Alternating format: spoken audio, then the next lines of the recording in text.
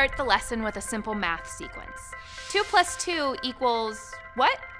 2 plus 2 equals 22, right? Of course not. 2 plus 2 equals 4, because math is all about using what you know to figure out what you don't know. And you already know the value of numbers. Because you know the value of the number 2, you know that 2 plus 2 equals 4. Basically, you're solving a puzzle. You're taking the pieces that you already know and thinking about them logically to solve the pieces that you don't know. And if something's missing, you make an educated guess. That's what scientists do with the scientific method. In this lesson, you're going to be decoding and encoding puzzles. That means you're going to be taking in clues from the world around you and using them to solve the problems. And math is the tool that'll help us do this. Math helps us see everything in the right proportions. Math helps us observe patterns. And since patterns are all around us, that means math is all around us too.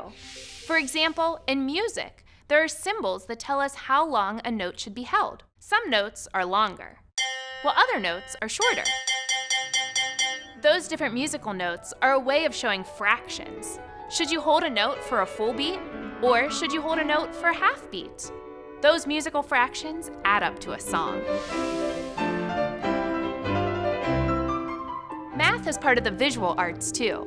Artists use geometry to incorporate shapes, symmetry, lines, and angles into the designs of their work. A Russian artist named Vasily Kandinsky is popular with mathematicians because of his use of patterns. He uses circles, squares, triangles, and lines.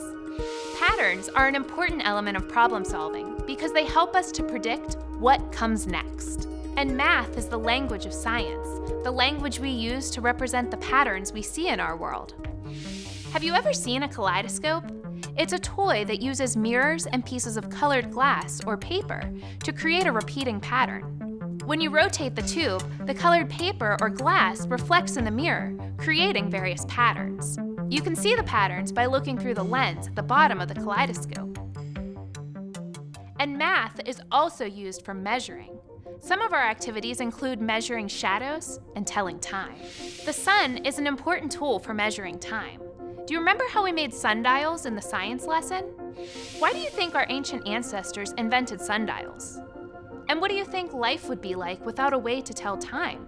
And why are things like sundials and now clocks so important to our daily lives? While you think about those big questions, you are going to get the chance to measure shadows and tell time, using nothing but shadows and the sun. And math, too, of course. You'll record your observations and describe why you think the shadows you measure are different lengths and go in different directions. And you'll look for patterns in your measurements, too. Here's another example of how you can measure time. Do you remember the solar oven experiment from our science lesson? Instead of cooking s'mores, you can do an experiment with ice cubes. Put one ice cube in the solar oven and leave one ice cube outside. Then measure how long it takes for both ice cubes to melt. Believe it or not, that simple experiment with the ice cube and the solar oven can actually help to explain why our planet is heating up and ice all around the globe is melting at a faster rate than it has in the past. There are lots of factors that can help explain our climate's change, but the plastic wrap on our solar oven helps to show a little bit of how this works. The plastic wrap traps the sun's heat, and that heat is what cooks our food. It's similar to the way that gases in the Earth's atmosphere are trapping the sun's heat. Gases act like the plastic wrap. They trap the sun's heat and they warm the Earth. It's a process called the greenhouse effect. A greenhouse is a glass building used to grow plants. The inside of a greenhouse stays warm because the glass walls and roof trap the sun's heat, even in the winter. This allows people to grow plants all year round, no matter the weather.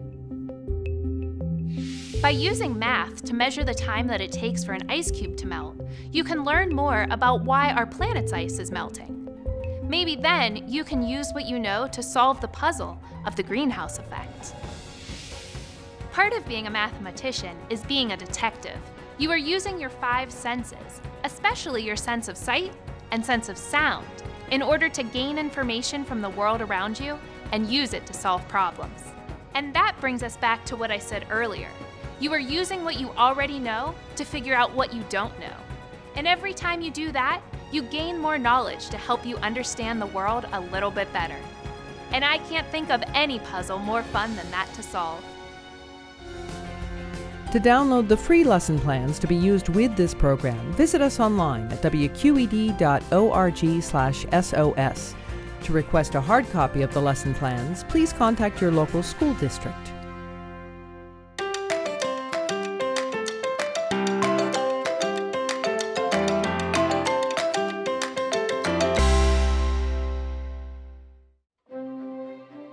Funding for this program is provided by the Pennsylvania Department of Education for Learning at Home.